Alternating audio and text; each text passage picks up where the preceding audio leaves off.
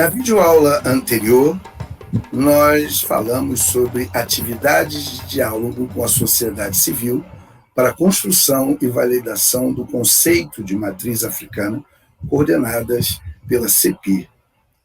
E nesta videoaula, nós vamos, então, falar sobre os instrumentos de gestão do governo federal que foram constituídos a partir daquele diálogo.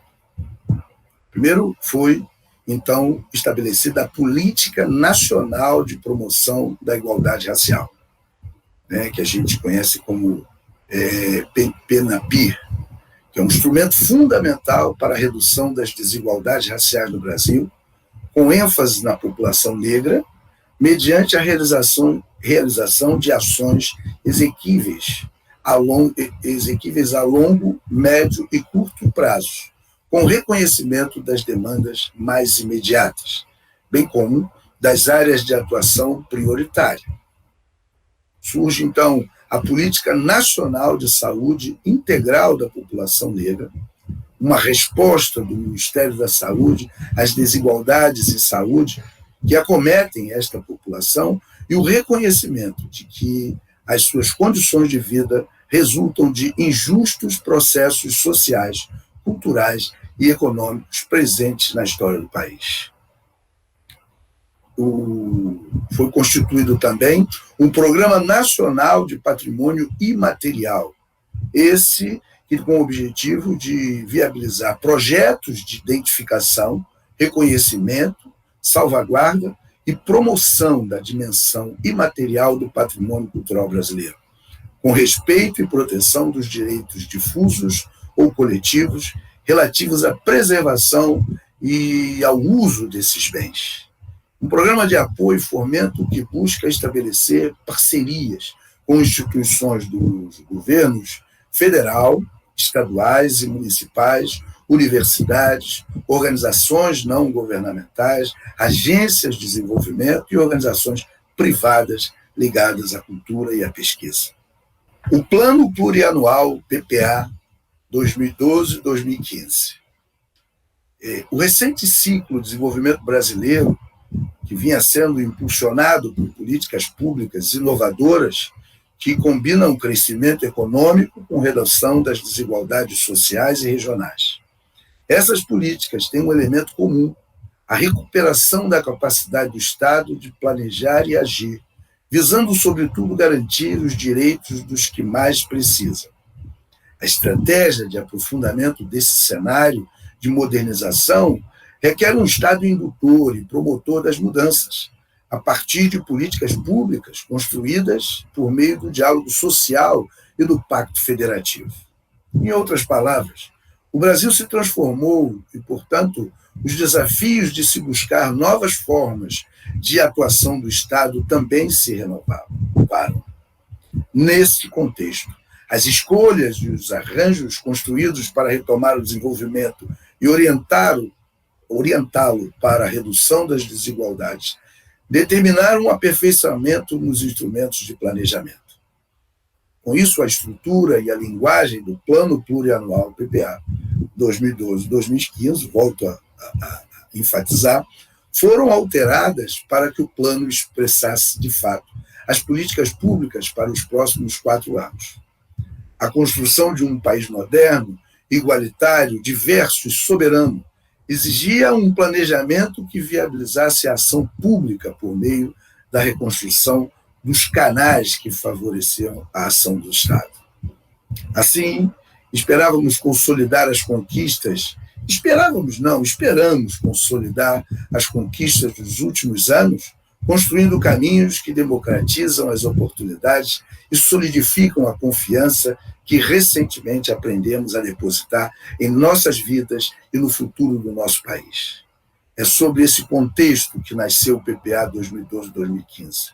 O Plano Mais Brasil, estruturado a partir da dimensão estratégica que deu origem a programas nos quais estão contidos os desafios e os compromissos de governo para o futuro imediato, os próximos 4 anos, considerando até 2015. É certo de que temos ainda muito trabalho para recuperar essas ações e esses planos por conta do desgoverno atual.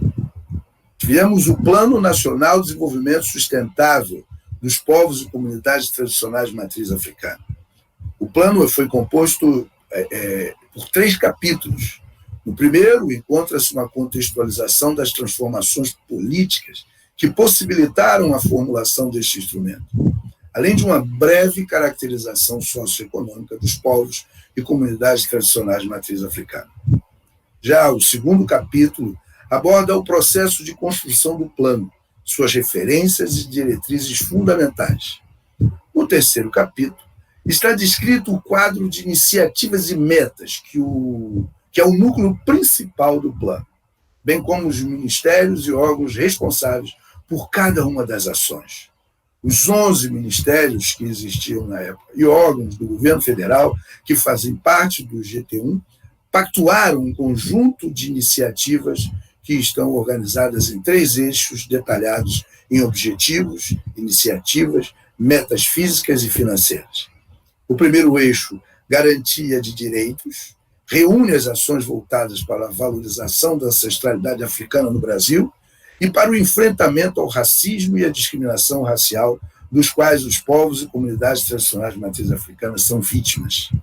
O segundo eixo, territorialidade e cultura, agrega as ações sobre salvaguarda, valorização e divulgação do patrimônio cultural dos povos e comunidades tradicionais de matriz africana, bem como aquelas voltadas para o mapeamento das casas tradicionais e as relativas à regularização fundiária. O terceiro eixo, por fim, a inclusão social e desenvolvimento sustentável, reunir as iniciativas e metas relativas à promoção da segurança alimentar e nutricional, ao reconhecimento e à valorização das formas tradicionais de saúde preservadas e a ampliação do acesso dos povos e comunidades tradicionais de matriz africana às políticas sociais do governo federal. Tivemos o Plano Nacional de Cultura, que foi um dos focos da terceira Conferência Nacional de Cultura, construído de forma coletiva, envolvendo a sociedade civil e os poderes públicos municipais, estaduais e federal. Isso é para facilitar o acompanhamento das 53 metas a serem atingidas até 2020. O Ministério da Cultura disponibilizou, desde 3 de julho, uma plataforma do Plano Nacional de Cultura, disponibilizando aí todas as informações sobre a construção do plano e as 53 metas. O terceiro Plano Nacional de Direitos Humanos, né, foi o PNDH 3, em 2010, representava um verdadeiro roteiro para seguirmos consolidando os alicerces desse edifício democrático. Um diálogo permanente entre Estado e sociedade civil, transparência em todas as esferas de governo, primazia dos direitos humanos nas políticas internas e nas relações internacionais. O caráter laico do Estado, fortalecimento do Pacto Federativo, a universalidade, invisibilidade e interdependência dos direitos civis, políticos, econômicos, sociais, culturais e ambientais. A opção clara pelo desenvolvimento sustentável, respeito à diversidade, combate às desigualdades e a erradicação da fome e da extrema pobreza. Já o Plano Nacional de Segurança Alimentar e Nutricional, esse teve um avanço no debate na institucionalização da política de segurança alimentar e nutricional, foi um dos mais expressivos ganhos observados nas políticas sociais brasileiras nos últimos anos. Foi em torno do tema da fome, da possibilidade concreta e da urgência ética de superação que o Brasil começou a desenhar os seus mais importantes programas de combate à pobreza, como o Fome Zero e o Bolsa Família.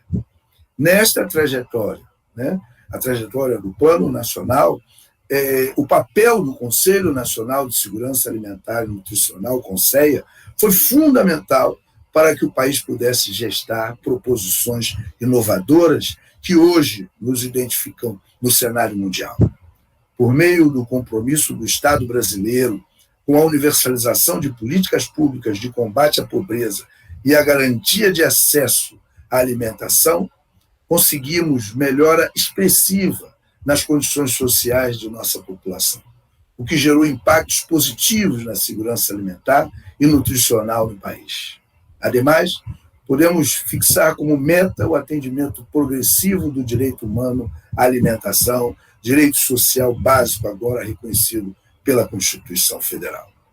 E, por fim, as diretrizes curriculares, nós, do PDT, que temos um compromisso com a educação, um compromisso com o trabalhismo,